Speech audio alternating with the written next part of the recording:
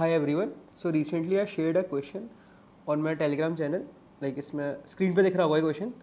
सो इसमें देख सकते हो कि इलेक्ट्रिक फील्ड जो है वो टू वेरिएबल फंक्शन गिवन है and we have to find कि ये जो इलेक्ट्रिक फील्ड है, ये बड़ा कॉम्प्लिकेट सा फंक्शन जो है, क्या ये वैलिड इलेक्ट्रिक फील्ड है.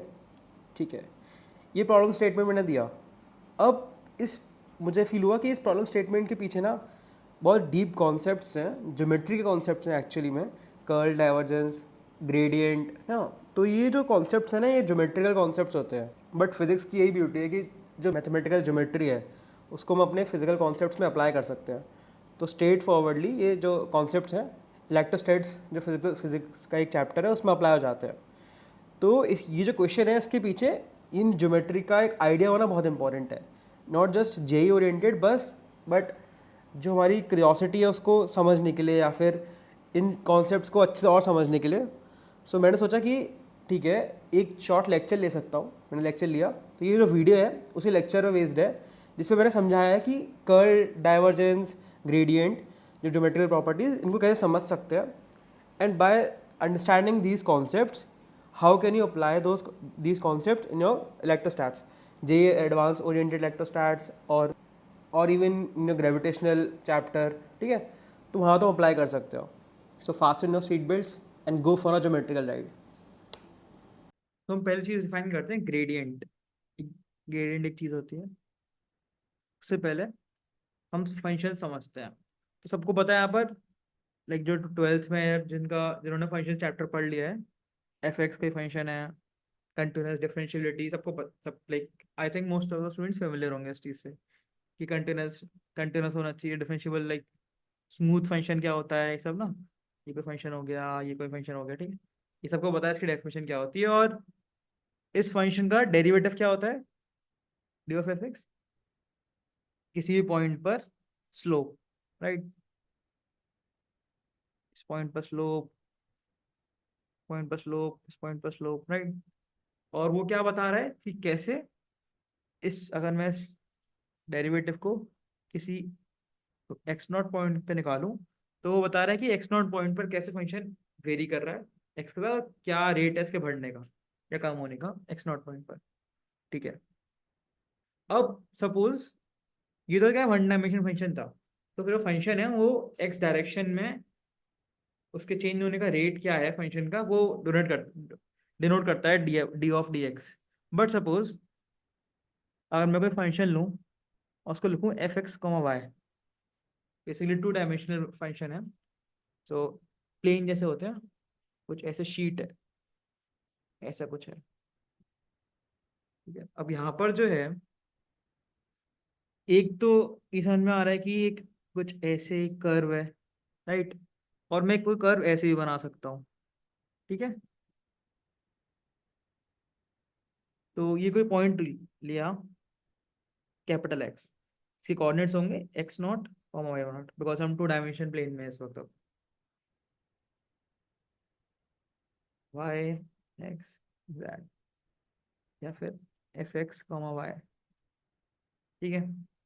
ये कोई पॉइंट है एक्स, एक्स के कोऑर्डिनेट्स है x naught comma y naught. अब इस पॉइंट पर फंक्शन जो है वो दो डायरेक्शन में वेरी हो सकता है, राइट.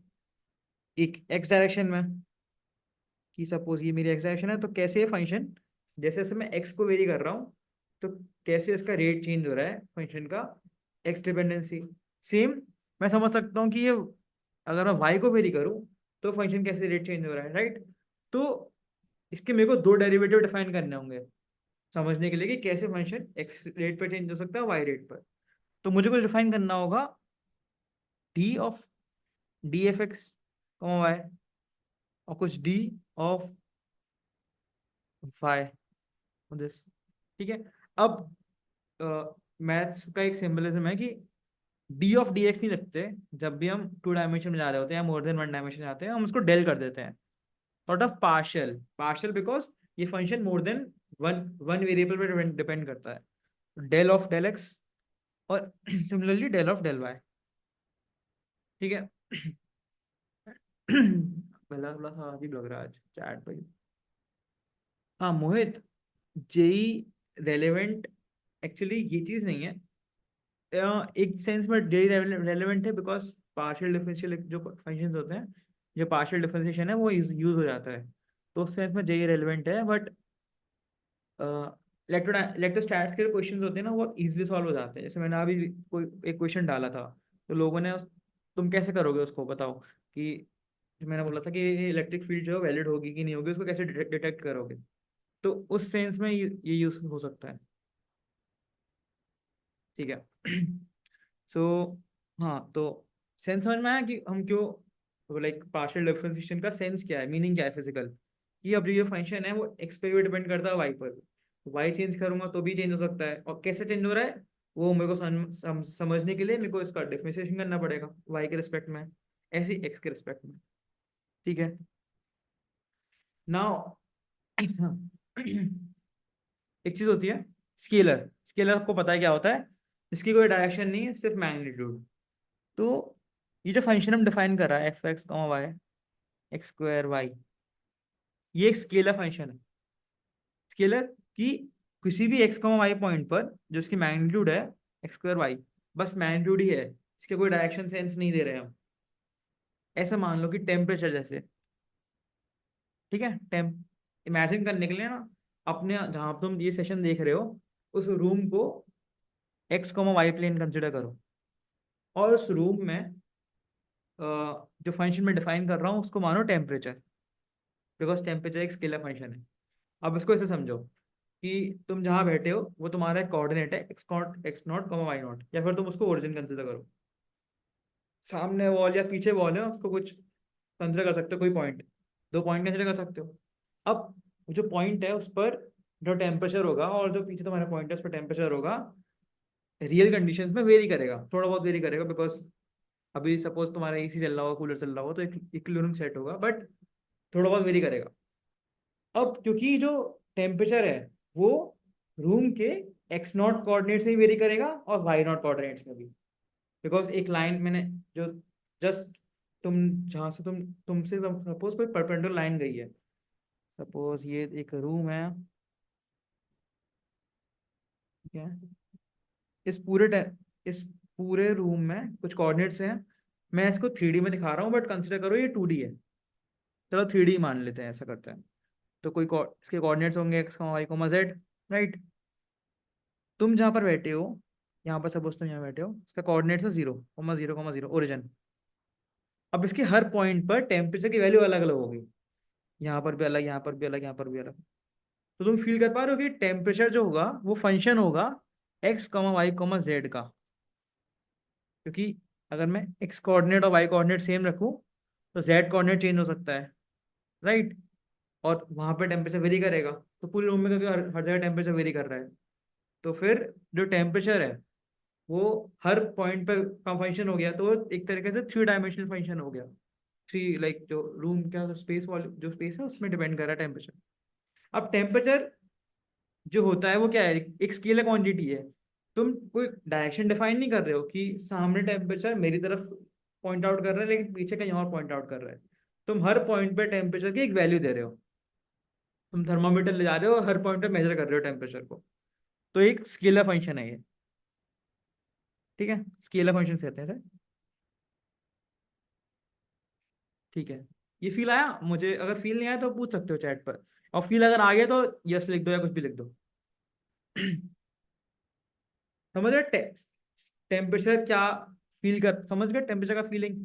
और इसको समझने के लिए तुम कर सकते हो, थर्मामीटर अपने हाथ में लिया, या फिर अपने पेरेंट्स को आके किसी को थर्मामीटर हाथ में दे दिया और उनसे बोला कि आप हर पॉइंट पे थर्मामीटर पे चेक करो टेम्परेचर क्या है, तो मुझसे प्लॉट कर लोगे टेम्परेचर को पूरे रूम में। तो और जो थर्मामीटर से मेजर कर रहे हो उससे एक वैल्यू निकल के आ रही है, there is no direction to it, तो एक स्केलर फंक्शन हो गया वो। ठीक है, अब एक वेक्टर फंक्शन की बात करते हैं, जैसे इलेक्ट्रिक फील्ड। इलेक्ट्रिक फील्ड एक वेक्टर फंक्शन, सेम जैसे टेम्परेचर डिपेंड कर रहा था रूम के हर पॉइंट पर, सेम एक 3D में इलेक्ट्रिक फील्ड भी हर पॉइंट पर डिपेंड करेगी। बट इलेक्ट्रिक फील्ड जो होती है उसकी हम हमेशा एक डायरेक्शन सेंस निकालते हैं, बिकॉज इसको suppose this is my room,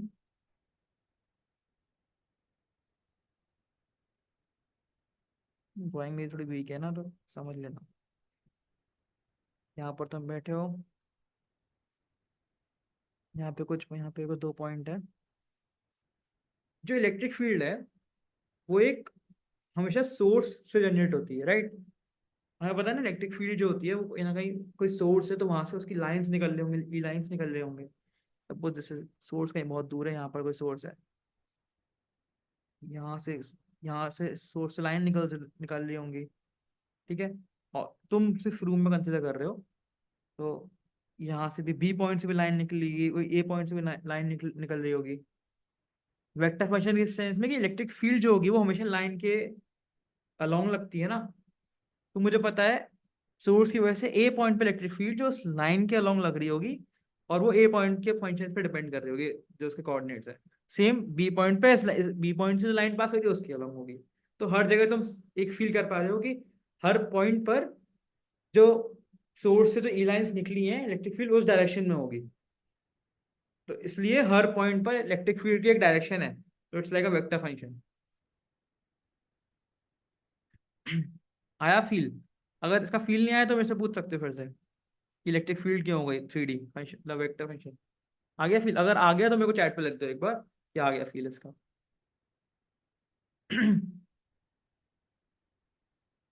no, not same direction, because ऐसा समझो ना, अगर हम चार्ज को, क्यू पॉइंट को एक स्फीयर के अंदर रखते हैं, तो उसकी वजह से इलेक्ट्रिक फील्ड ऐसे होती है, ऐसे होती है, हर पॉइंट पर अलग डायरेक्शन है ना। इसने पूछा था, इसने पूछा था क्या नहीं। तो इधर ये अलग डायरेक्शन, ऐसे ही मैं इस पॉइंट चार्ज की वजह से इस रूम में जो इलेक्ट्रिक फील्ड होगी कुछ ऐसे ऐसे होगी, तो हर पॉइंट पर अलग अलग डायरेक्शन होंगी। हाँ, inside the three D room भी, यानी बिकॉज सोर्स तो दूर रखा है ना कहीं, हम उस सोर्स से जो इलेक्ट्रिक फील्ड लाइन लाइन निकल रही हैं उसको हम रूम में एनालाइज कर रहे हैं कि इस रूम में क्या क्या होगी, इलेक्ट्रिक फील्ड होगी। तो यहाँ पर हम एनालाइज कर रहे हैं, तो यहाँ पर डिपेंड कर वो हो जाएगा ना। इसका मैं एक अच्छा समझ में आ गया, मैं एक और अच्छी तरीके से समझा सकता हूँ। Suppose this is my coordinate system, y, x and this is z. ये कोई सोर्स चार्ज है, तो this is my r vector कुछ 3D में, ये का आर वेक्टर है ए बी। तो तुम ऐसे भी देख सकते हो कि वन, जब 1/r² रखते हैं तो वो कुछ ऐसा हो जाएगा, x² + y² + z² under root, 3 variable का फंक्शन हो गया। ऐसे भी देख सकते हो, फील कर सकते हो। सेम बी पॉइंट पे कुछ उसकी कोऑर्डिनेट्स होंगे, एंड जो डायरेक्शन होगी वो आर कैप के अलॉन्ग होगी। इससे तो आर कैप को हम एक्स कैप और वाई कैप जेड कैप में वो कर देंगे डिवाइड, तो वहां से वेक्टोरियल फंक्शन आ गया। This is just an another तरीका समझने का, ठीक है। तो सर फील आ गया वेक्टर फंक्शन क्या है और स्केलर फंक्शन क्या है। अब एक एक और एक बहुत इंपॉर्टेंट चीज़ है जो अब हम पढ़ेंगे, gradient. What is this gradient? तो हम डिफाइन करते हैं, डेल सिंबल है इसका। जिस पॉइंट पे सोर्स है ना खुशी, उस पॉइंट पे डायरेक्शन डिफाइन नहीं कर सकते, बिकॉज उस पॉइंट पे इलेक्ट्रिक फील्ड ही डिफाइन नहीं कर सकते हैं। उस पॉइंट पे इलेक्ट्रिक फील्ड बूम हो जाती है, मतलब लाइक इन्फिनिट आ जाएगा ना, 1 अपॉन सिंगुलर पॉइंट है वो एक्चुअली, 1/r, और r टेंड्स टू 0 पर, ये सिंगुलर पॉइंट है, इस पर डिफाइन नहीं कर सकते। तो डायरेक्शन तो छोड़ो, मैग्नीट्यूड भी डिफाइन नहीं कर सकते, इतने ज्यादा आ जाएगा, ठीक है। हाँ, तो ग्रेडियंट। अब ये जो मैंने क्यों समझाया स्केलर फंक्शन और स्केलर जो फील्ड्स होती है ना, जैसे टेम्परेचर हो गया, कमा वाई कमा जेड, ऐसे एक और सिमिलर स्केलर फील्ड है पोटेंशियल, कमा वाई कमा जेड, पोटेंशियल भी डिफाइन कर सकते हैं।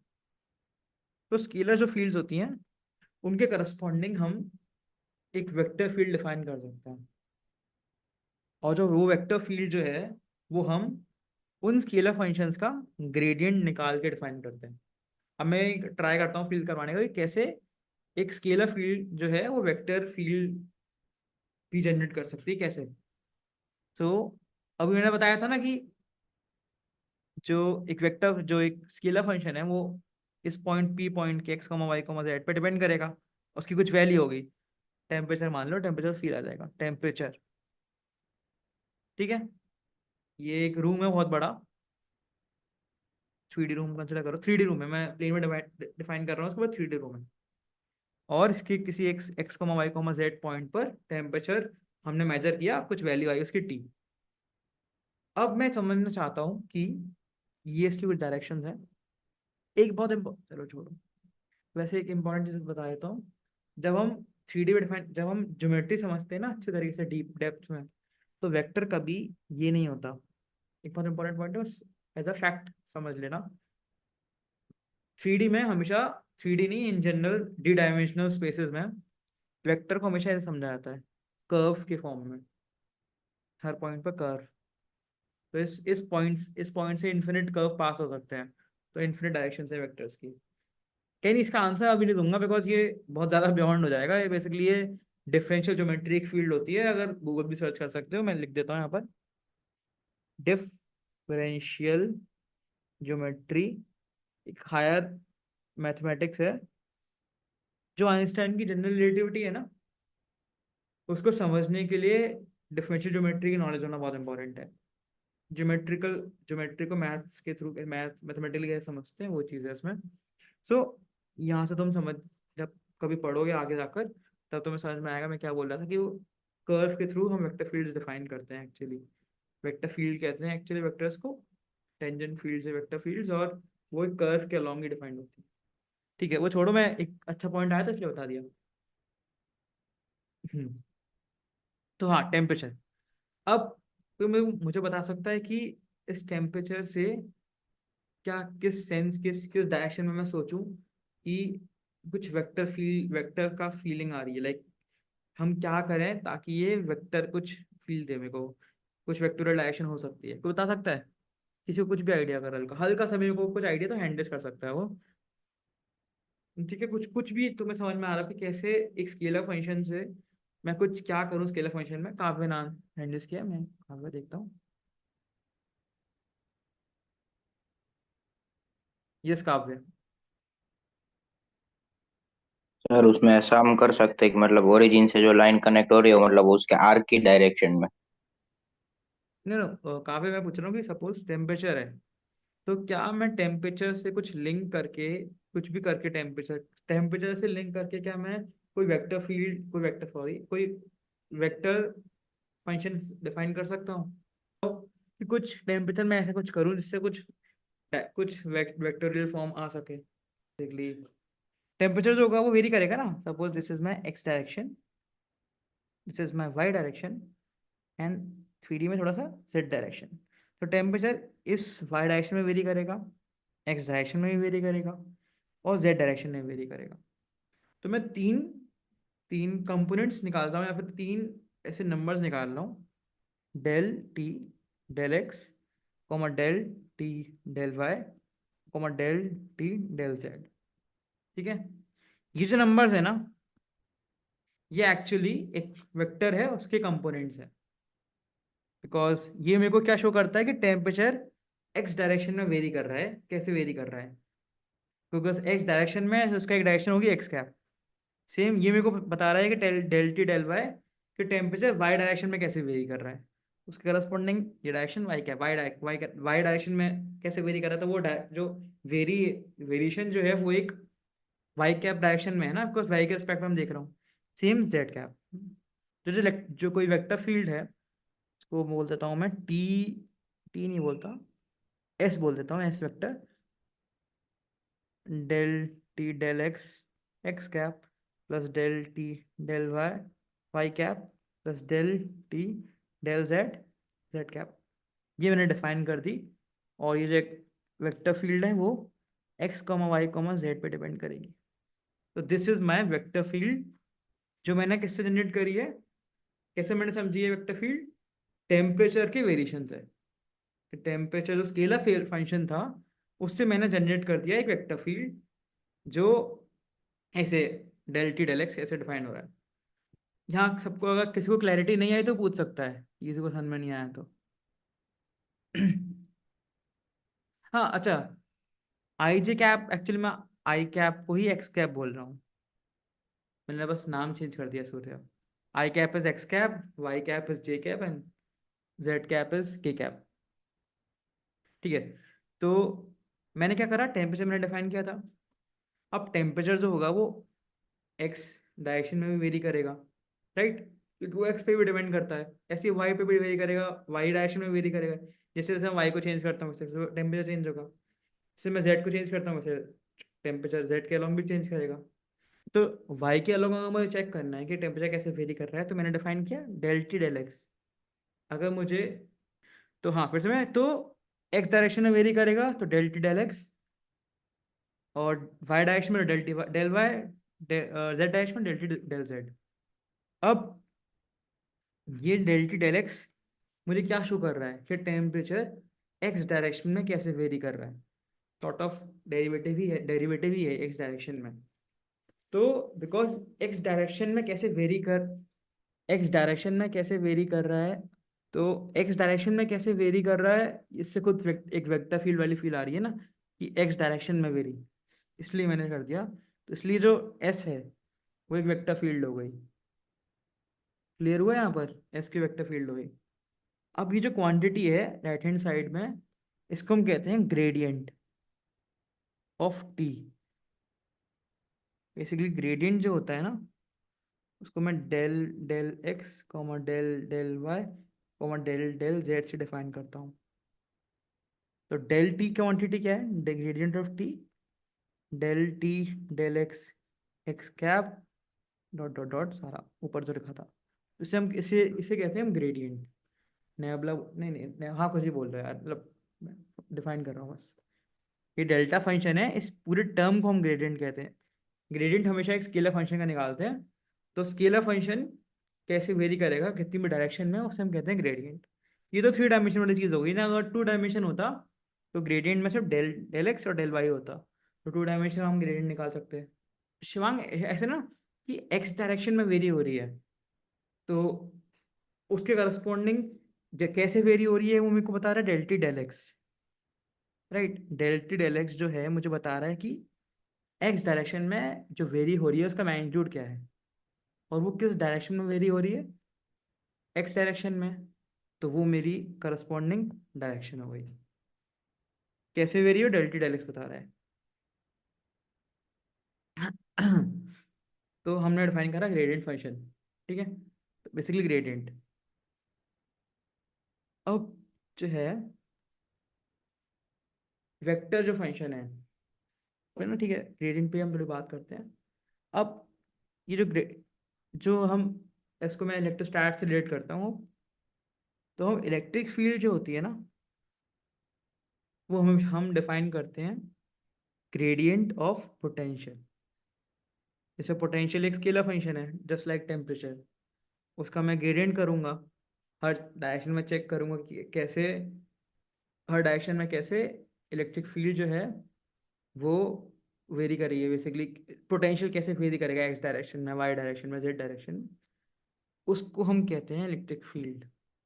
सो this is a most generic way of defining electric field. ठीक है, ये डेफिनेशन है इलेक्ट्रिक फील्ड की। नाउ सेकंड सेकंड जो क्वांटिटी है, सेकंड जो इंपॉर्टेंट क्वांटिटी है, that is divergence, del dot. First of all, सबसे पहला जो थॉट है डाइवर्जेंस हम सुनते हैं तो क्या आता है, डाइवर्ज। कोई दो लाइन है किसी पॉइंट से निकल रही है, डाइवर्ज कैसे कर रही है, राइट। एक्चुअली देखो ना मोहित, थ्री डी स्पेस में हम बोलते हैं तो ऑलरेडी सिर्फ तीन डायरेक्शन ही हुई ना, तीन फंडामेंटल डायरेक्शन हुई। जैसे डायरेक्शन तो इन्फिनिट है, बट वो सारी डायरेक्शन तीन में ही ब्रेक हो जाएंगी। तो जो डायमेंशन है वो फंडामेंटल डायमेंशन हम बेसिस भी कहते हैं ना। ऐसी फोर डी स्पेस में फोर डायमेंशन होंगे, तो हम इन जनरल थ्री डायमेंशन में निकालेंगे, बिकॉज मेरे को थ्री डायमेंशन में पता लग गया तो मैं किसी भी डायरेक्शन में निकाल सकता हूँ ऐसे। क्लियर हुआ मोहित? ठीक है, तो अब आते हैं डाइवर्जेंस पर। डाइवर्जेंस अगेन क्या मीनिंग आया फर्स्ट, जो हमारे दिमाग में आता है diverge, two roads are diverging ऐसा बोलते हैं ना। सपोज ये मीटिंग पॉइंट है, ऐसे दो रोड डाइवर्ज कर रही है। मोहित एक्चुअली इन्फिनिटी कंपोनेंट में ब्रेक करने का सेंस नहीं होगा, बिकॉज सपोज जैसे 3a ऐसे है, जैसे मानो जैसे कॉम्प्लेक्स नंबर होता है, ऐसे 1 प्लस जैसे a+ib। अब तुम इसमें देखो ना, दो डायमेंशन हैं, ऐसे मत समझो, ऐसे समझो। जैसे हम इन जनरल वेक्टर डिफाइन करते हैं, एक्स एक्स कोऑर्डिनेट के साथ एक्स आई कैप प्लस वाई कोऑर्डिनेट जे कैप। तब तुम ये बोल सकते हो कि इसके इन्फिनिट डायरेक्शन कर दो भैया, आई कैप जे कैप, और बहुत सारे डायरेक्शंस हैं। बट सेंस नहीं है, बिकॉज जितनी भी डायरेक्शंस होंगी वो इन्होंने इसमें ही टूट जाएंगे। इन द एंड वो सारे डायरेक्शंस आई कैप और जे कैप में ही ब्रेक हो जाएंगे। इसलिए हम फंडामेंटल डायमेंशंस में ही बात करते हैं। पार्थ अभी स्फेरिकल कोऑर्डिनेट्स में नहीं सिखाऊंगा मैं डाइवर्जेंस और ग्रेडियंट एक्सप्रेस करना, बिकॉज वो बहुत ज़्यादा हो जाएगा। लाइक इसका प्रॉपर डेरिवेशन होता है। कार्टेशियन में इंपॉर्टेंट है उसको समझना।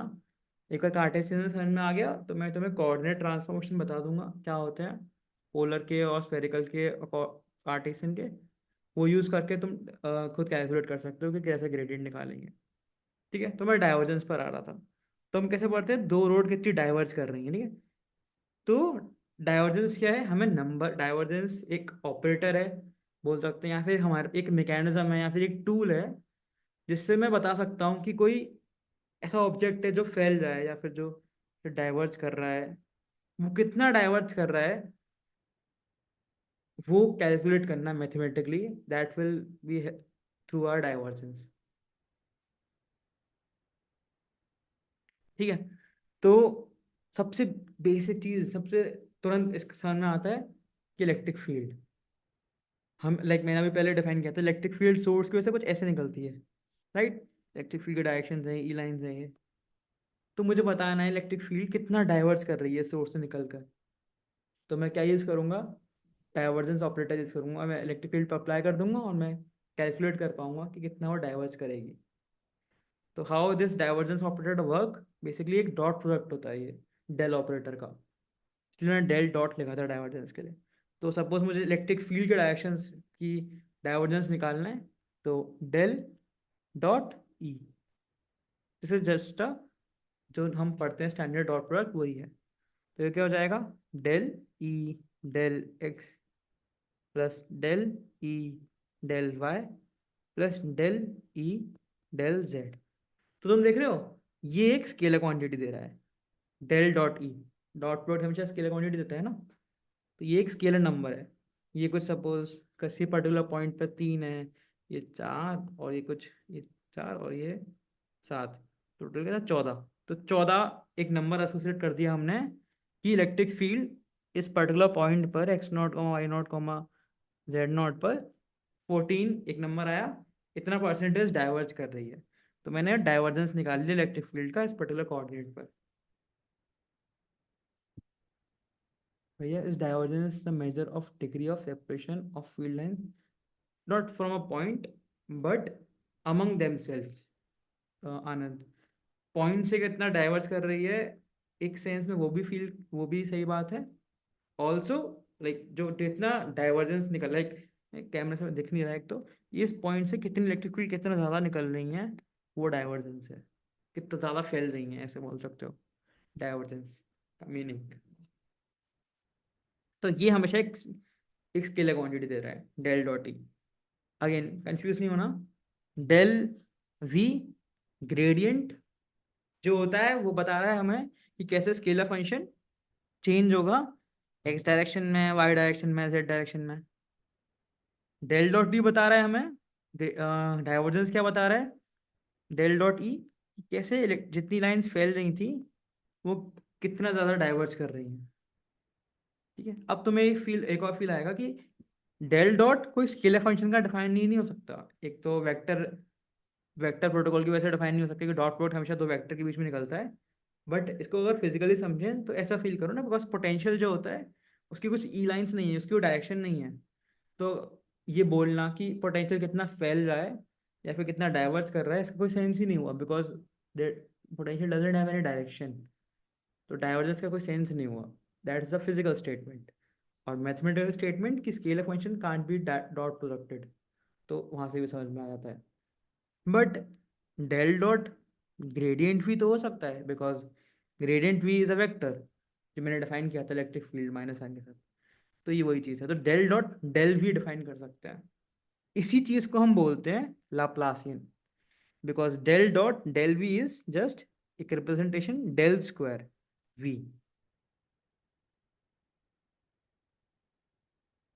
इक्वल नहीं करी काव्य, इक्वल नहीं करी। डेल डॉट ई और डेल वी इक्वल नहीं है, अभी ऊपर डिफाइन किया था ना। ई को रिप्रेजेंट किया था हमने डेल वी से, gradient of a scalar function, potential gradient निकालना हमें, वो अलग चीज़ है एकदम। ये एंटायरली डिफरेंट चीज़ है। जो डेल डॉट ई है वो हमें क्या बता रहा है कि कितनी ज़्यादा इलेक्ट्रिक फील्ड डाइवर्ज कर रही है या फैल रही है किसी भी पॉइंट पर, दैट इज डिफरेंट। अब मैंने क्या क्या ऊपर वाली इक्वेशन पुट कर दी इसमें, तो del dot del V, minus N अभी यहाँ रख लो, ठीक है। तो ये जो क्वांटिटी आई ना, इसको हम कहते हैं del square V, this is the Laplacian. इस जो ये जो ऑपरेटर है ना, ये बहुत ज़्यादा इंपॉर्टेंट ऑपरेटर है फिजिक्स में, डेल स्क्वायर।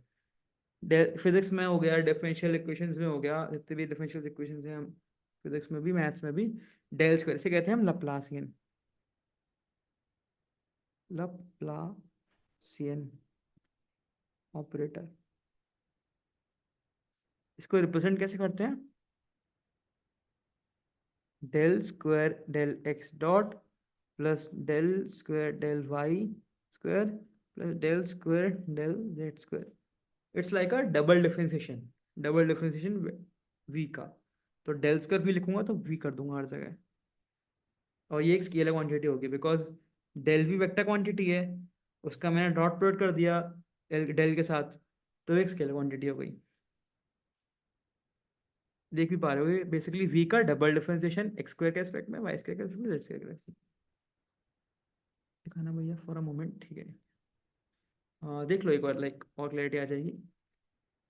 तो del dot E equal to del dot del V equal to del square V, minus sign वहाँ लगा लिया, ठीक है। डॉट प्रोडक्ट तो डेल स्क्वायर वी, इसे कहते हैं लप्लासियन, ठीक है। और क्लैरिटी आ जाएगी, ठीक है। अब जो है नेक्स्ट इंपॉर्टेंट क्वांटिटी, नहीं नहीं, डाइवर्जेंस, अगेन डाइवर्जेंस एक नंबर है जो हमें बताता है कि कितना डाइवर्ज करी इलेक्ट्रिक फील्ड। तो वो एक डायरेक्शन लेस क्वांटिटी होगी, तभी तो डॉट प्रोडक्ट है ना डाइवर्जेंस हमेशा, डेल डॉट ई, ये एक वेक्टर और ये भी सॉर्ट ऑफ एक वेक्टर, तो हमेशा एक डॉट प्रोडक्ट हुआ वो। और ये तो मैथमेटिकली डॉट प्रोडक्ट है, तो डायरेक्शन नहीं होगी उसमें। फिजिकली समझने के लिए ऐसे समझ सकते हो, बिकॉज वो हमें बता रहा है कि कितनी कोई भी चीज़ डाइवर्ज कर रही है, और डाइवर्स कर रही है तो बेसिकली नंबर बता रहा है कि इतना परसेंटेज उसकी, और नंबर की कोई डायरेक्शन नहीं होती ना, तो इसलिए जो डाइवर्जेंस है वो एक स्केलर क्वांटिटी है, इसलिए डेल डॉट ही स्केलर आ भी रहा है। हाँ, अब बहुत इंपॉर्टेंट चीज, नेक्स्ट इंपॉर्टेंट चीज, कर्ल। अभी मैं ना सिर्फ इलेक्ट्रिक फील्ड और पोटेंशियल, इलेक्ट्रोस्टैटिक पोटेंशियल से डिफाइन कर रहा हूँ हर चीज़, मैं मैग्नेटिक फील्ड पे नहीं गया हूँ, बिकॉज अगर जिसने मैग्नेटोस्टैटिक्स पढ़ लिया है, अच्छा मुझे बताओ डेल डॉट बी क्या होगा फिर, फिजिकल आर्ग्यूमेंट से मेरे को कोई कैलकुलेट कर सकता है कि डेल डॉट बी क्या होगा। जिसने मैग्नेटिक फील्ड पढ़ी है क्या होती है, उसको पता है कि मैग्नेटिक फील्ड लाइंस कैसी होती हैं, तो कोई मुझे फिजिकल आर्ग्यूमेंट से बता सकता है कि डेल डॉट बी क्या होगा, उसकी वैल्यू क्या होनी चाहिए।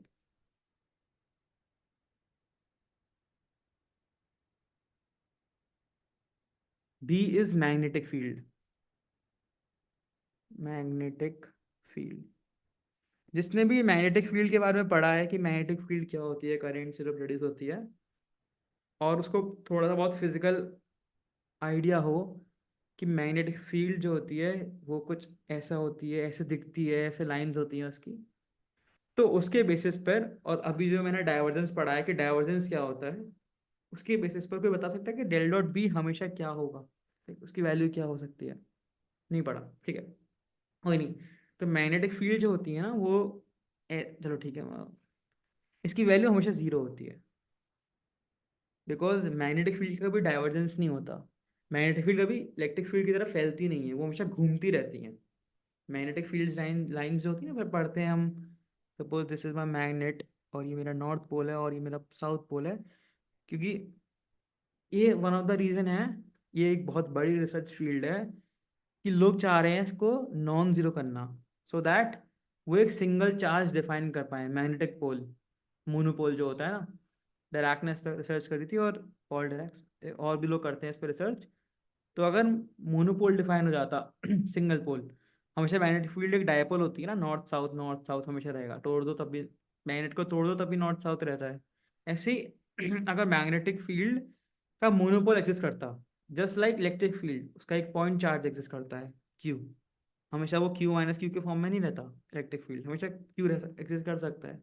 ऐसे ही अगर मैग्नेटिक फील्ड का मोनोपोल एक्सिस्ट कर सकता, तो फिर ये नॉन जीरो हो जाती, और वो फिर उसका डाइवर्जेंस आ जाता। बट बिकॉज हमेशा दो पोल एग्जिस्ट करते हैं, तो जितनी बी लाइन्स यहाँ से जाएंगी वो यहाँ पर जाके वो कन्वर्ट कर देंगी, तो एक लूप बनता रहेगा सबका। बिकॉज सबका लूप बन रहा है, तो उसका डाइवर्जेंस हमेशा जीरो होगा,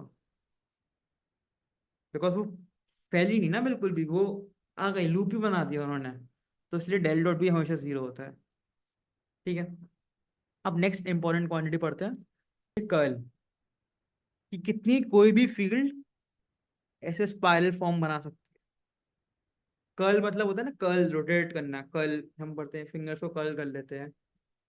तो कितनी कोई भी पर्टिकुलर क्वांटिटी ऐसे कितना कर सकती है, उसकी जो वैल्यू है, उससे करस्पॉन्डिंग डाइवर्स के करस्पॉन्डिंग कितना डाइवर्स कर रही है, ऐसे कितना कर्ल कर रही है, तो उसके लिए हम डिफाइन करते हैं कर्ल, और उसको हम रिप्रेजेंट करते हैं डेल क्रॉस से।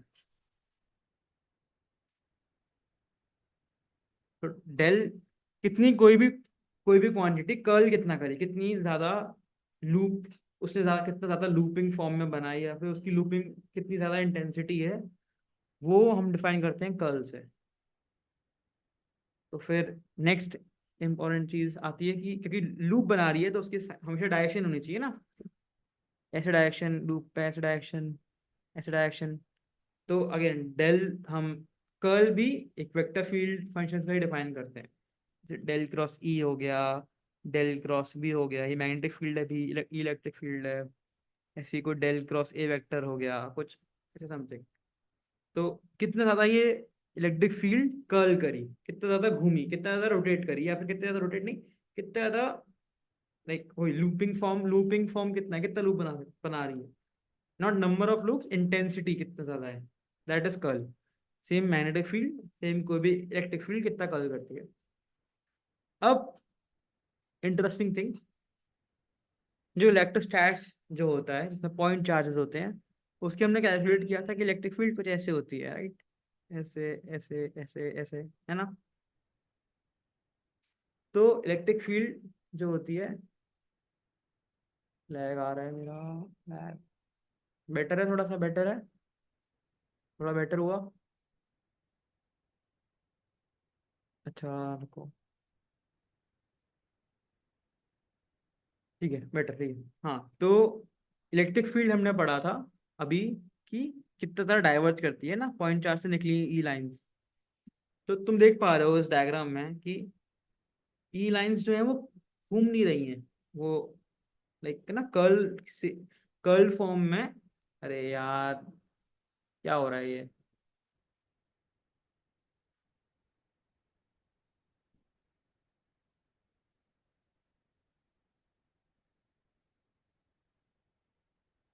बेटर है अब, आवाज आ रही है, बेटर है, better better, lag lag, okay, lag lag, अब बेटर है, अब बेटर है, बताओ, आवाज आ रही है,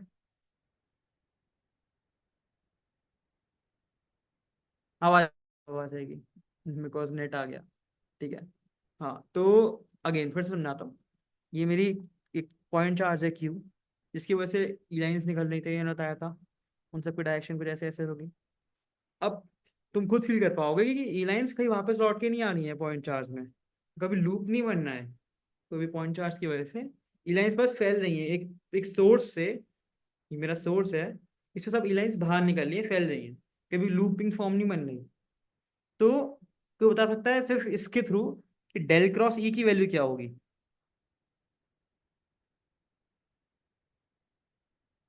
zero, good.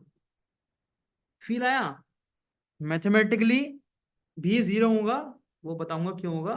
But physically feel आ गया कि क्यों हो रहा है ये? बिकॉज वो सिर्फ फैल रही है ना, वो कर्ल शेप नहीं हो रहा, कुछ घूम के नहीं आ रही वो। एक जो इलेक्ट्रिक फील्ड है वो एक पॉइंट चार्ज से निकल ही रही है बस।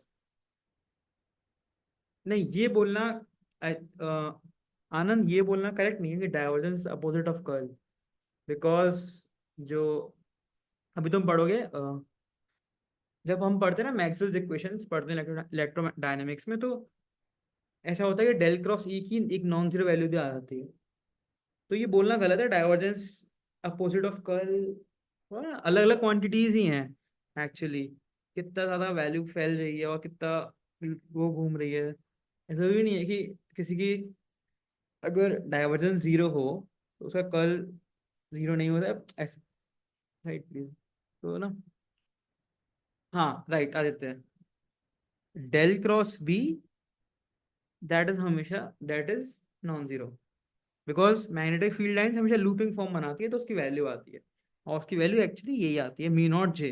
जे इज द मैग्नेटिक करंट, जिसमें मैग्नेटिक, मैं वैल्यू स्टेट कर रहा हूँ।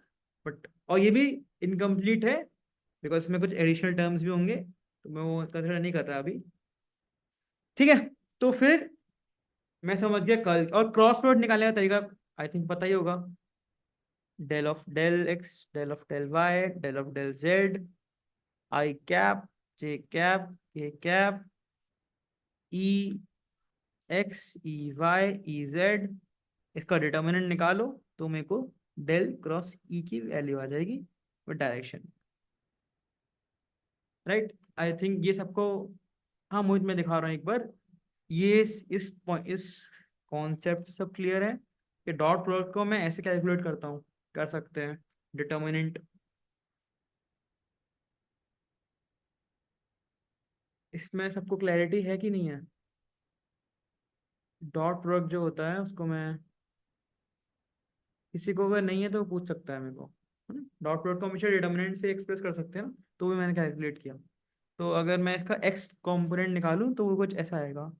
डेल क्रॉस ई का X component is actually del E X का, ना ना sorry, del E Z, del Y minus del E Y, del Z, ये एक्स कंपोनेंट है। क्रॉस प्रोडक्ट निकाला है, तो बेसिकली अब वही। और डायग्राम फिजिकली क्या बता रही है कि कितनी इलेक्ट्रिक फील्ड कर्ल कर रही है। अब हमारे केस में, अब हम जेई वाली दुनिया में वापस आते हैं, ठीक है। Back to JEE, back to JEE पढ़ लिया। फिर से मैं एक बार लास्ट थ्री एक समराइज कर देता हूँ। Del, that is gradient, del dot, that is divergence, and del cross, तीन क्वांटिटीज होती हैं।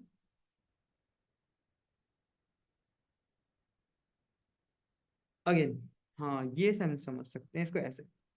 डेल, ये अच्छा पॉइंट है। डेल क्रॉस प्रोडक्ट से क्यों आया है, मैं उस पर आता हूँ पीछे, ठीक है। चलो मैं समझाता हूँ पहले वही। डेल क्रॉस ए, तो यस आनंद, खुशी ऐसे समझो। मेरा ये एक मेरा इलेक्ट्रिक फील्ड है ई, राइट। क्रॉस प्रोडक्ट से जब हम किसी भी दो क्वांटिटी का क्रॉस प्रोडक्ट करते हैं, this is my A, this is my B, तो जब हम क्रॉस प्रोडक्ट करते हैं तो तुम खुद फील कर पा रहे हो खुशी की, जब मैं राइट हैंड थंब रूल लगाता हूँ तो ये कुछ ऐसे में इसको क्रॉल, एक एक क्रॉल वाली फील आ रही है, मतलब कल वाली की। मैं थंब रूल लगा रहा हूँ तो ए बी की तरफ ऐसे ऐसे घूम के मेरे को अपर डायरेक्शन में दे रहा है, तो कुछ एंटी क्लॉकवाइज फील आ रहा है जब मैं बी ए क्रॉस बी कर रहा हूँ, और बी क्रॉस बी कर रहा हूँ तो उल्टा फील आ रहा है। तो ये कुछ रोटेशन वाली फील आ रही है, ए के रोटेट करने की, ए के घूमने की फील आ रही है। सिमिलरली वही चीज ही है, जैसे हम पढ़ते भी है ना, जब हम जब हम सर्कुलर मोशन पढ़ते हैं, सर्कुलर मोशन आई थिंक सबने पढ़ा होगा यहाँ पर। तो आर वेक्टर और जो वी वेक्टर होता है, that is R cross omega, right. Sorry omega जो होता है, सॉरी ओमेगा जो होता है वो क्या होता है, आर क्रॉस वी। भी कंफ्यूज हो गया एकदम, क्या बोल रहा हूँ मैं अभी। जब मैं आर कैप जो डायरेक्शन है उसको मैं जब वो अगर ये पॉइंट पार्टिकल है पी और ये सर्कल में मूव कर रहा है, तो जब मैं इसकी डायरेक्शन को चेंज करता हूँ, T of R cap D T, कल जैसे मैंने समझाया था वाली चीज, तो वो कुछ ओमेगा थीटा डॉट देती है, थीटा कैप। तो जब रोटेशन के केस में, और ये जो ओमेगा थॉट थीटा कैप है, कल क्रॉस प्रोडक्ट से आता है, मैं या किस फॉर्म में आता है मैं भूल ही गया हूँ, बट जो ओमेगा थीटा कैप है ये क्रॉस प्रोडक्ट से ही आता है। तो ये वो चीज़ है कि क्रॉस प्रोडक्ट हमेशा मुझे एक रोटेशन वाली फील दे रहा है। मुझे ये क्लियर हुआ। से तुम अगर बी क्रॉस ए भी करते हो तो तुम राइट हैंड थंब रूल ऐसे लगाते हो, बी को ऐसे घुमाती हो ना, और फिर अंदर की तरफ डायरेक्शन आ रही है, तो ऐसा क्यों कर रहे हो? वो यही चीज़ है, सॉर्ट ऑफ क्रॉस प्रोडक्ट वाली फील। खुशी, ये कुछ क्लियर हुआ? बहुत अच्छे से क्लीन नहीं होगा, मैं समझ रहा हूँ। इसको मैं भी सोचता हूँ कैसे और अच्छे बेटर तरीके से समझा सकते हैं क्रॉस प्रोडक्ट को कर्ल वाली चीज़ से। हाँ, साइड में ऊपर कर देता हूँ डिटर्मिनेंट। आई थिंक यही है ना आनंद? ठीक है। तो अगेन क्या समझाऊँ? सो इलेक्ट्रिक फील्ड है, क्रॉस प्रोडक्ट,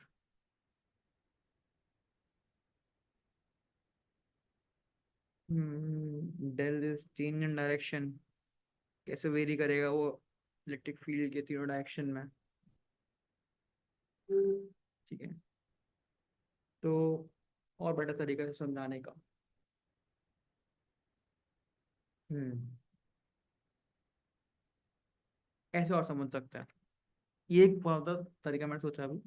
सपोज एक इलेक्ट्रिक फील्ड है, ठीक है।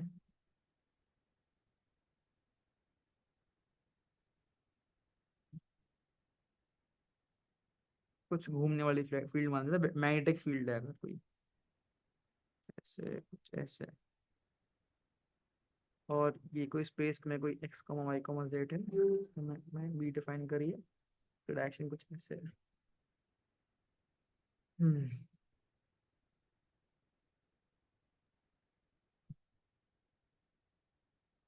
और कुछ डेल वेक्टर है, कुछ उसकी भी कोई करस्पॉन्डेंट डायरेक्शन वैसे नहीं होती, बट मान लेता हूँ मैं पोजीशन वेक्टर के अलॉन्ग ही है।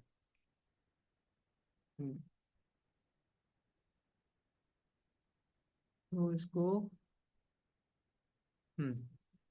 एक्चुअली ऐसा समझ सकते हो कि क्रॉस जो डेल क्रॉस बी अगर मैं करता हूँ, तो डेल क्रॉस बी जो है वो मेरे को वो वैल्यू दे रहा है, अ, वो मेरे को रेट बता रहा है एक तरीके से, बिकॉज डेल, इसमें डेल है तो डेल सबका रेट होगा ना। to see how much is changing my direction. हाँ मोहित, सही बोला एकदम, मैं यही डायरेक्शन में बोलने वाला था कि डेल क्रॉस बी, इसकी वैल्यू अगर मैं लाइक यहाँ ई करा था, मैंने बी कर देता हूँ ऐसे, तो B Z B Y. So del cross B X direction, ठीक है, पर्टिकुलर एक डायरेक्शन में, अगर उसको हम देखें तो इस फॉर्म में आता है, del B Z Y, del B Y del Z, मतलब रिमेनिंग अदर कंपोनेंट्स कैसे एक दूसरे में वेरी कर रहे हैं। तो डेल क्रॉस बी जो इस पॉइंट पर है, वो मुझे ये बता रहा है कि कितना ज्यादा बी के, अगर मैं एक्स डायरेक्शन में मूव करूं तो कितना ज्यादा एक्स डायरेक्शन में बी का, लाइक एक्चुअली मैं बोलना चाह रहा था कि इस कर्व पे बी कितना ज्यादा इंटेंसिटी से ऐसे रोटेट करो, चेंज हो रहा होगा, टेंजेंशियली कितना ज्यादा चेंज हो रहा होगा। क्योंकि अगर मैंने वो कैलकुलेट कर लूँ तो बेसिकली वो मेरे को कर्ल स्ट्रेंथ ही बता रहा है एक तरीके से, या फिर उसके घूमने की इंटेंसिटी बता रहा है। तो कितना ज्यादा बी इस पर्टिकुलर डायरेक्शन में, लाइक अगर मैं ऐसे निकालूं आगे अब, तो इस पर्टिकुलर डायरेक्शन में कितने स्ट्रेंथ से लाइक कर्व होने के चांसेस रखता है, ऐसे कुछ बोल सकते हैं।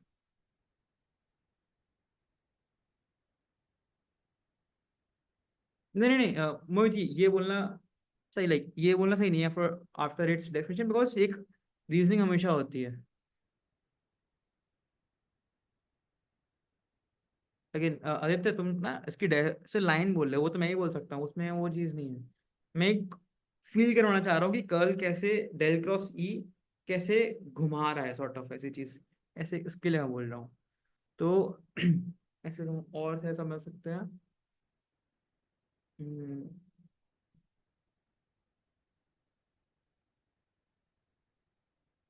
हाँ सौरभ, सही बात है, ऐसे बोल सकते हो। तो और बेटर तरीके से समझते हैं। जैसे अगर मैं एक सर्कुलर मोशन में मूव करूँ, ठीक है, तो वहाँ मेरा आर है।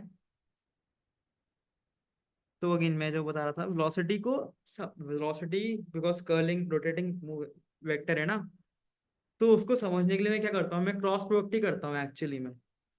जो ओमेगा क्रॉस आर का क्रॉस प्रोडक्ट होता है, और ओमेगा मेरे को बता रहा है कि कैसे एंगल चेंज हो रहा है, और क्रॉस आर, तो वहाँ भी एक वही वही बेसिकली वही मीनिंग है कि किस रेट से वो जो वी है, वो इस पॉइंट पे किस रेट से चेंज हो रहा होगा।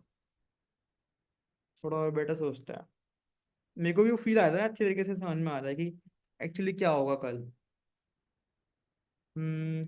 और जो है और बेटर तरीका, ये वाला एक तरीका समझ में आया खुशी की, डेल क्रॉस बी के करस्पॉन्डिंग कोई भी कंपोनेंट मुझे बताएगा कि बी उस पर्टिकुलर लूप में, जिस लूप में वो इस वक्त है, उसमें कितना ज्यादा इस पॉइंट पे घूमने के स्ट्रेंथ रखती होगी। तो सोचते हैं। हाँ, पार्थ वो भी बोल सकते हो, वही वही चीज है। हम्म, और बेटर तरीका।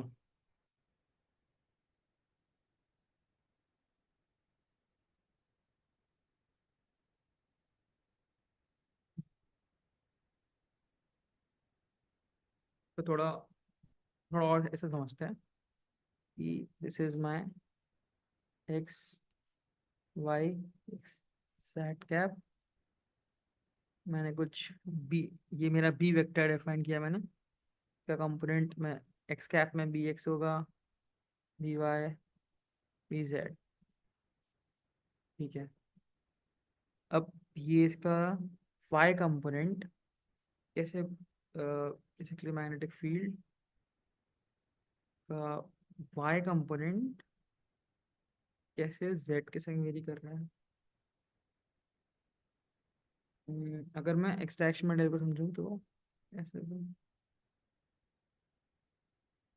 मैं जो अभी कर रहा हूँ ऐसे कर रहा हूँ कि अगर मैं ऐसे समझूँ कि जेड डायरेक्शन, ये जो रिमेनिंग दो कंपोनेंट्स हैं जेड और वाई, जो अगर मैं एक्स को एक्स डायरेक्शन में देखना चाह रहा हूँ, तो मैं वाई और जेड के जो कंपोनेंट्स हैं पर्टिकुलर क्वांटिटीज का मैं कर्ल कर रहा हूँ, वो कितना घूम रहे हैं, ये चीज़ वही कैलकुलेट कर रही है। हर डायरेक्शन में मैं रिमेनिंग दो दो कंपोनेंट्स हैं वो कितना घूम रहे हैं, वो कैलकुलेट कर रहा हूँ। तो इससे नेट कितना घूमी पर्टिकुलर क्वांटिटी, वेक्टर क्वांटिटी, वो निकल के आ जाएगा। तो ऐसे भी समझ सकते हो कि तो जब मैं बी एक्स लिख रहा हूँ, तो वो रिमेनिंग जो दो कंपोनेंट्स हैं वो कितना घूमने की टेंडेंसी रखते हैं, कितना रोटेशन होने के रखते हैं, वैसे भी कर सकते हो। आई थिंक क्लैरिटी आ गई, आगे बढ़ते हैं। ठीक है, क्या टाइम हो गया वैसे? ठीक है, तो हम लाइक, हाँ तो ठीक है, हमने डेल क्रॉस ए निकाल लिया, हमें डेल क्रॉस बी पता है, मतलब पता नहीं है, मतलब पता है ऐसे कि ये होता है फील्ड से, और डाइवर्जेंस हमने कैलकुलेट कर लिया। ठीक है, अब आते हैं मेन क्वेश्चन पर, और क्यों, कहाँ हमारे केस में कैसे यूज हो सकता है। तो हमारे केस में इलेक्ट्रिक फील्ड थी, कुछ भी फंक्शन दे रखी है वो, F X comma Y comma Z X cap plus D X comma Y comma Z Y cap plus H comma Y comma Z K cap, sorry Z cap, right. कोई भी general एक बहुत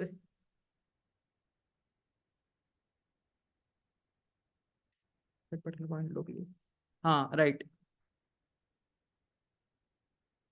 हाँ intensity of curl तो वो ही ना, del cross जो चीज़ है। तो ये एक जेनरिक इलेक्ट्रिक फील्ड है, ठीक है। तो अगेन यही मैंने क्वेश्चन पूछा था, कोई मैंने स्पेसिफिक केस लिया। तो अगर ये कोई जेनरिक इलेक्ट्रिक फील्ड है, एक इंपॉर्टेंट चीज कि हम इलेक्ट्रोस्टैट्स की बात कर रहे हैं, हम स्टैटिक्स कंडीशंस की बात करते हैं। तो जितनी भी स्टैटिक कंडीशंस होती हैं, मैग्नेटोस्टैटिक्स, इलेक्ट्रोस्टैटिक्स, उसमें electric field, magnetic field time के संग वेरी नहीं करती। तो ये दोनों कंपोनेंट जीरो होते हैं हमेशा। इसे कहते हैं इलेक्ट्रोस्टैटिक्स कंडीशंस और मैग्नेटोस्टैटिक कंडीशन। तो ऐसे केस में electric field in general sources से प्रोड्यूस होती है, राइट। कोई और जो सोर्सेज रेस्ट पर हैं उनसे प्रोड्यूस होती है। उन सोर्सेज से प्रोड्यूस होगी तो कुछ ऐसी इलेक्ट्रिक फील्ड लाइन्स ही आएंगी। लाइन्स तो होती हैं वो पॉइंट चार्ज से प्रोड्यूस होती है ना। तो इसके करस्पॉन्डिंग इसलिए बिकॉज एक सोर्स से प्रोड्यूस हो रही है और लाइन फैल रही है, तो del cross E is zero. अब मुझे यही कैलकुलेट करके चेक करना है ये इलेक्ट्रिक फील्ड वैलिड है कि नहीं। अगर ये मैंने चेक कर लिया इसके फॉर्म में, अगर ये रखकर मैंने चेक करा कि इलेक्ट्रिक फील्ड का कर्ल जीरो हो रहा है, देन ये एक वैलिड फील्ड है। अगर नहीं हो रहा तो एक इनवैलिड फील्ड है। This is what I was like, this is, इसके लिए मैंने समझाया कि डेल क्रॉस ई जीरो क्यों होना चाहिए था। अब बढ़िया बात यह है कि तुम इसके करस्पॉन्डिंग ना जो गॉस लॉज हैं बहुत अच्छे से समझ सकते हो एक्चुअली। गॉस लॉ होता है जैसे वो समझ सकते हो, और थ्रू डेल और ग्रेडियंट वाली चीज़, और मैं जो मैक्सवेल्स इक्वेशन है वो समझ सकते हो बहुत आसानी से। कि अब जो इलेक्ट्रिक फील्ड की जो मैक्सवेल्स इक्वेशंस होती हैं वो ऐसे हो जाएंगी फिर कि डेल डॉट ई, भैया in case of multiple charges lines are curved, lines curved है बट एक्चुअली ना वो ऐसे है फिर। Suppose this is my q और this is my minus q, तो उसमें वो ऐसे है कि यहाँ से निकल रही है वो डाइवर्जेंस, और इधर जो आ रही है वो डाइवर्जेंस अलग अलग होगा। ऐसे देखो, ये फील करो, देखो बिकॉज मैं क्या बोल रहा हूँ, डायग्राम बहुत गंदा बना दिया। माइनस क्यू ऐसे, इस पर इस पर भी तो एक तरीके से डाइवर्जेंस हो रहा है, बट इसमें कन्वर्जेंस हो रहा है एक्चुअली। जो फील्ड लाइंस है वो जुड़ रही हैं, तो basically minus sign of divergence calculate कर लूंगा मैं। ये जो नंबर आएगा सपोज 14, तो बता रहा है कि लाइन कितनी ज्यादा कन्वर्ज करी। तो और अगर मैं सब बोलूँ कितनी ज्यादा डाइवर्स करी तो -14 हो जाएगा। तो एक्चुअली मल्टीपल चार्जेस में ऐसा हो रहा है। और अगर मैं पूरा सिस्टम कंसिडर करता हूँ ना, इसने भी क्वेश्चन पूछा था, तो उस केस में डाइवर्जेंस जीरो आएगा, डेल डॉट टी।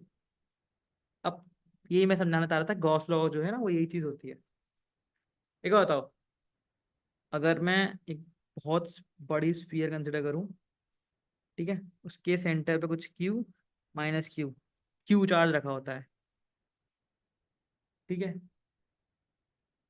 तो वहां से तुम जो गॉस लॉ है वो क्या बोलता है, ई डॉट, क्या बोलता है, ई डॉट डी एस, हाँ, ई डॉट डी एस इस सरफेस से is equals to Q one epsilon naught, right. ये तो बोलता है राइट, ये गॉस लॉ पढ़ा है ना तुमने, यही बोलता है गॉस लॉ। एक्चुअली ना इसके एक लेफ्ट हैंड साइड टर्म भी होता है, और that is del dot E D tau volume. ये तो पढ़ोगे, ये इंपॉर्टेंट चीज मैं समझाना चाह रहा था। तो डाइवर्जेंस जो है चार्ज का वॉल्यूम का,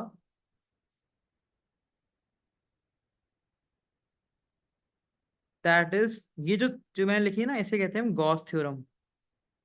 गॉस थ्योरम, स्टोक्स थ्योरम, दो थ्योरम होती हैं वो है। तो ये तो हमने स्टैंडर्ड गॉस लॉ पढ़ा ही है, ये यहाँ से भी निकल के आता है। टाउ क्या है, टाउ मैंने आता है फोर्थ लेक्चर में पढ़ाया था, टाउ वॉल्यूम एलिमेंट है एक्चुअली। डी एस जो है वो बेसिकली एक स्फीयर का सरफेस का एरिया देता है मेरे को। जो टाउ है वो अंदर भी जाएगा डी आर, तो मेरे को वॉल्यूम का एरिया देगा। तो टाउ को ऐसा समझ सकते हो, tau is D R D S, ऐसा फील कर सकते हो। सरफेस एरिया हो गया और डी आर हो गया। तो अब अगर अब जैसे किसी ने बोला था कि अब मुझे पता है, क्योंकि क्यू जो है उसके करस्पॉन्डिंग जो डाइवर्जेंस आएगा, राइट, कितना डाइवर्स करती है फील्ड, वो मेरे को निकालनी है, कैलकुलेट करनी है। जो डाइवर्जेंस है वो एक्चुअली मुझे फ्लक्स भी दे देता है, राइट। कितना ज्यादा डाइवर्स करेगी उतना ही वो मेरे फ्लक्स के बराबर भी है, ई डॉट डी एस के। और वही मेरा गॉस थ्योरम से क्यू बाई एप्सिलॉन नॉट देता है। अब जैसे किसी ने क्वेश्चन मुझे मेरे से पूछा था कि क्यू और माइनस क्यू अगर हो जाए तो डाइवर्जेंस जीरो होगा, राइट। तो देखो हो भी रहा है, यहाँ पर तुम नेट रखोगे तो जीरो हो जाएगा, ठीक है। और यहाँ से हो भी रहा है डेल डॉट ई जीरो, यहाँ से शो हो रहा है कि डेल डॉट ई जीरो हो गया अगर क्यू और माइनस की दोनों रखे होंगे। बट अगर मैं ऐसे कंसिडर करूँ, तो दिस इज माई क्यू और दिस इज माइनस क्यू। अगर मैं ये वॉल्यूम कंसिडर करूँ तब इस यहाँ का डाइवर्जेंस जीरो नहीं होगा, बिकॉज अगर मैं इतनी वॉल्यूम कंसिडर करता हूँ तो वहाँ पे क्यू वैल्यू आ जाएगी। और सिमिलरली मैं अगर ये वॉल्यूम कंसिडर करूँ तो वहाँ भी आ जाएगा, माइनस क्यू के साथ आएगा गॉस लॉ की वजह से। बट अगर मैं होल वॉल्यूम कंसिडर करूँ तो गॉस लॉ की वजह से नेट चार्ज जीरो हो जाएगा और सिमिलरली डाइवर्जेंस भी जीरो हो जाएगा, क्योंकि जितना ज़्यादा यहाँ से चार्ज ई लाइन्स का डाइवर्जेंस आएगा पॉजिटिव में, उतना यहाँ से कन्वर्जेंस आ जाएगा, नेट कैंसिल हो जाएगा। तो फील आ रही है कैसे डाइवर्जेंस से भी स्टोक्स थ्योरम देखा जाता है। बोला तो तरीका है ये। हाँ, थक गया मैं अब, राइट। तो आई थिंक किसी को डाउट है तो पूछ सकता है अभी, थोड़ा सा कॉम्प्लीट हो गया था अभी ना, सिर्फ मैग्नेटोस्टैट्स वाली चीज ही कर रहा हूँ मैंने यहाँ से। फर्स्ट मैक्सवेल इक्वेशन में तुम्हारे लिए ड्राइव कर देता हूँ क्या होती है जब हम पढ़ते हैं। तो इसमें लिखा ना, Gauss law E dot D S is equals to q by epsilon naught, right. Exact, हाँ, yes yes yes, yes Anand. Plus q minus q basically, और हमने पढ़ा भी है ना इलेक्ट्रिक डायपोल, तो एक तरीके से डायपोल वाली चीज ही हो जाती है। ये हमने पढ़ा है। इसको कैसे रिप्रेजेंट कर सकते हो, क्यू को हम हमेशा रिप्रेजेंट कर सकते हैं चार्ज डेंसिटी इनटू वॉल्यूम। अगर किसी को डाउट हो ना कहीं भी तो पूछ लेना तुरंत। ई डॉट डी एस, मैं ना फर्स्ट मैक्सवेल इक्वेशन डिराइव कर रहा हूँ। First Maxwell equation, E dot D S is equal to rho D tau epsilon naught. D tau is volume element और उसमें कितनी चार्ज डेंसिटी है वो रो है। अगर किसी को कहीं भी इसमें डाउट, जैसे जैसे स्फीयर कंसीडर करते हो ना, स्फीयर उसकी चार्ज डेंसिटी हो गई, तो पढ़ते हैं ना कि चार्ज इनटू वॉल्यूम ही मेरे को, charge density into volume is actually total charge.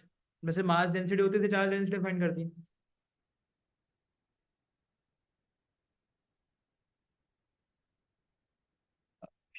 हाँ, मोहित वही मानो क्वेश्चन कहाँ है इसमें, क्वेश्चन नहीं अच्छा नहीं है। अगर तुम ये बोल रहे हो कि ये डेरिवेशन कहाँ से आया, del dot E D tau और E dot D s, actually ये डेरिवेशन मैं पढ़ा तो दूंगा बट अभी तुम समझ नहीं पाओगे।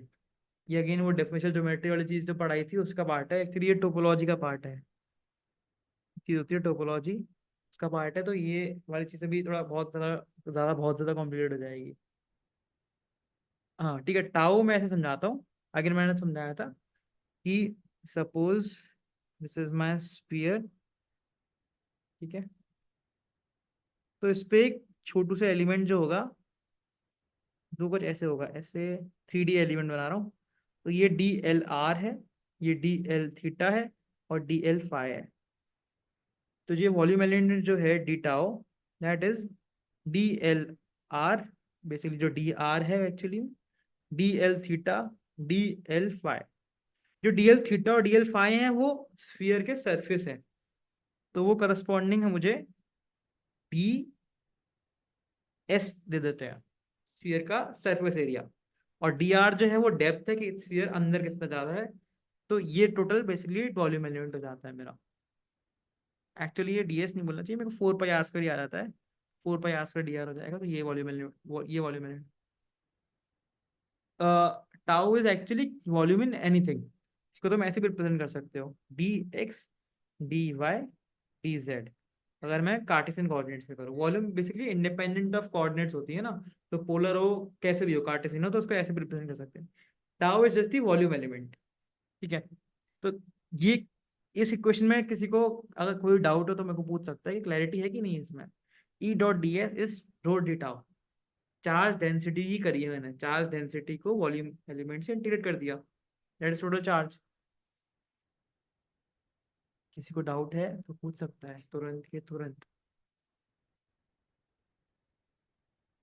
एनीवन, एनीवन किसी को, हेलो मेरी आवाज आ रही है ना? किसी को इसमें डाउट है क्या इस इक्वेशन में कि मैंने, कि हम चार्ज, टोटल चार्ज को रो डीटाओ लिख सकते हैं? इसमें किसी को डाउट है? बेसिकली ये चार्ज इनटू वॉल्यूम ही है, just like mass into volume होता है। ठीक है, अगेन डाइवर्जेंस थ्योरम से, गॉस थ्योरम से, या फिर स्टोक्स थ्योरम से जो ये टर्म है लेफ्ट हैंड राइट वाला, वो हो जाता है E dot D S D tau, rho D tau by epsilon naught. Tau again मैं समझाता हूँ फिर से, ठीक। Tau is volume element. जैसे डी एक्स क्या होता है, ठीक है, एक्स डायरेक्शन में तुमने कितना चेंज किया, that is D x.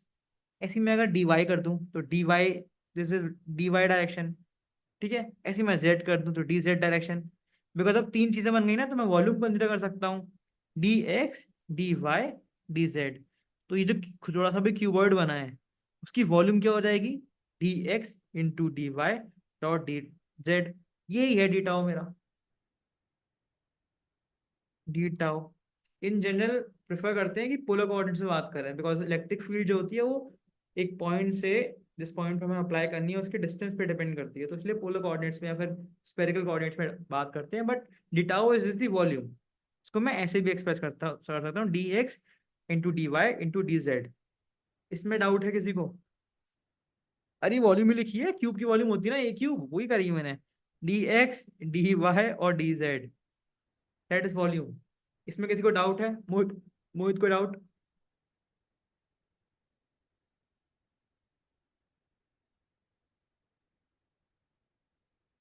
Volume element का मतलब है छोटू सी वॉल्यूम। जैसे हम लेंथ एलिमेंट देखते हैं ना, डी एक्स, छोटी सी लेंथ, ऐसी वॉल्यूम होती है छोटी सी वॉल्यूम। तो वही मैंने छोटी सी वॉल्यूम लिखी है ना, a into b into c, ऐसे मान लो, just like d v. Tau मतलब डी वी है, हाँ कोई चीज। हाँ तो ये यहाँ तक आ गए थे, इसको बराबर कर दो। तो del dot E is rho by epsilon naught. This is my Maxwell's first equation. Triple integration, मैं इंटीग्रेशन कर भी नहीं रहा, बस मैं को शो करना था। This is my Maxwell's first equation.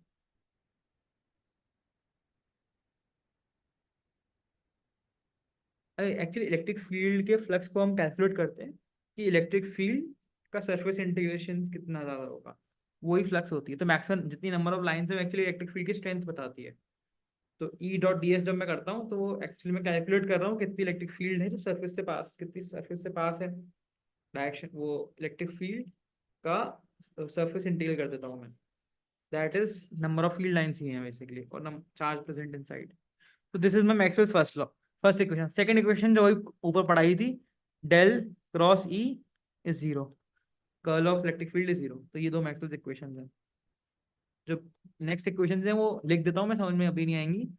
Del dot B is zero, और del cross B is mu naught जे।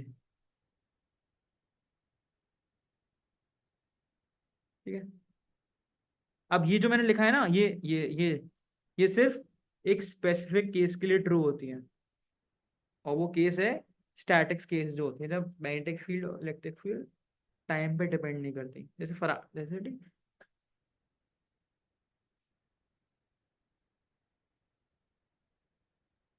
अ, अब आज तो नहीं बता सकता आदित्य ये क्या है, ये एक्चुअली करंट है, current basically flow of charge है। लेकिन नेक्स्ट सेशन में कभी बताऊंगा जब मैग्नेटिक फील्ड का क्वेश्चन आएगा तब। ठीक है, तो ये मैक्सवेल्स इक्वेशन। वैसे एक अच्छी चीज बताऊं, करंट डेंसिटी बताई थी ना, volume into sort of volume into charge, volume divide by charge, charge divide by volume. एक एक छोटा सा जिस्ट मैं देता हूँ, जिस्ट भी नहीं दे रहा हूँ, एक लाइन लिख रहा हूँ बस, कि जो जितनी मैक्सवेल इक्वेशन हम पढ़ते हैं ना, बहुत बड़ी बड़ी सी, बहुत चार पांच इक्वेशन हैं और तुम इसको निकालोगे, एक सिंगल लाइन में उसको रिप्रेजेंट करते हैं। एक मैक्सवेल्स, अब ना ये सेशन को एंड करते हैं, यहाँ पर हो गया खत्म। मैक्सवेल्स एक फिजिक्स में चीज होती है कोवेरिएंट फॉर्मुलिज्म लिखने का, एक बड़ी चीजों को, इक्वेशंस को छोटा लिखने का तरीका होता है। तो Maxwell's equation is just this, F new V, बस ये सारी मैक्सवेल्स इक्वेशन है। इसको प्लीज इस पर सवाल मत पूछ लेना मेरे से, क्योंकि बहुत इस पर सवाल हो गया तो भाई 10 घंटे चले जाएंगे मेरे, 10 घंटे का सेशन हो जाएगा। तो डेल म्यू एफ म्यू भी बस मैं एक क्यूरियोसिटी के लिए बता रहा हूँ कि चारों मैक्सवेल्स इक्वेशन एक्चुअली सिर्फ ये इक्वेशन है, सारे निकल जाते हैं। ये देख लेना, शायद यूट्यूब पे आ जाए। बट इम्पोर्टेंट क्या था सेशन में, मीनिंग समझना डाइवर्जेंस का, कर्ल का और ग्रेडियंट का। इसकी वजह से फिजिकल मीनिंग समझ जाओगे तो ऐसी चीजें कर सकते हो। ठीक है, ऐसे कोवेरिएंट फॉर्मुलिज्म कहते हैं आदित्य, मोहित। ठीक है।